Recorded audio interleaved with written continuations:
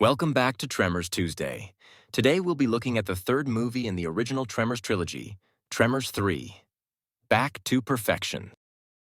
Released in 2001, Tremors 3, Back to Perfection was originally planned as the final movie in a Tremors trilogy. It stars Michael Gross, Susan Chuang, Ariana Richards, and Sean Christian. But unfortunately, Fred Ward would not return. His character, Earl Bassett, was never part of the Tremors 3 story because Earl always wanted to leave perfection, and he made a lot of money in Tremors 2, and that was his ticket out. Like the second movie, the film was not released in theaters. It was made on an even smaller budget of only $2 million, was shot in only 22 days, and had very little marketing.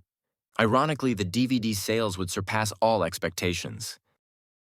In this sequel, it's been 12 years since the events of Tremors, and now we're going back to the small Nevada town of Perfection. Miguel, Nancy, and her daughter Mindy are still around. And Walter Chang's market has been taken over by his niece Jody. After traveling abroad and killing Graboids and Shriekers, Burt Gummer returns to life in his hometown and must deal with some crooked land developers and a thrill-seeking guy named Jack Sawyer looking for wealth in this potential tourist town. Burt and Jack prepare to battle the Graboids in the desert surrounding the town, but are interrupted by government agents claiming Graboids are an endangered species. They soon realize they are dealing with a new flying strain of Graboid known as ass blasters.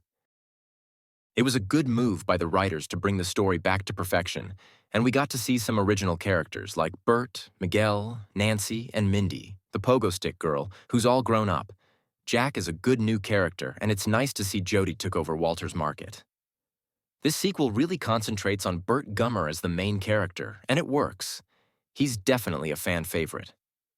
In future films, Burt continues to be the main character and is the glue that holds this franchise together.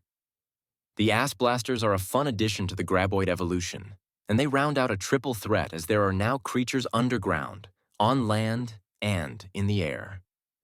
Their existence also explains the final stage of the Graboid life cycle. Unfortunately, the lower budget really hurts this movie.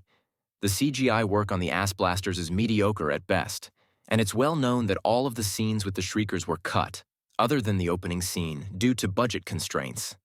It's too bad we missed out on some great battles with both Shriekers on the ground and Ass Blasters in the air. Then there are the pacing issues. This movie can be very dialogue-heavy at times, and there are scenes that seem to be building up to some action only to sputter out. But when the action does happen, it's great. There are some really great action sequences like the Shrieker encounter in Argentina and when the Ass Blasters arrive. One thing I have to say is I'm not a fan of the final ending scene. Without spoiling anything, I just don't feel Burt would handle the situation the way he did in the movie. But that's just my opinion. Tremors 3, Back to Perfection gets a 3.5 out of 5. It's a good third entry in the trilogy that brings back the look and feel of the original Tremors. That wraps up the original Tremors trilogy, but in the next Tremors Tuesday, the franchise continues with a prequel. If you missed any episodes, just click on the link to the Tremors Tuesday playlist to get caught up.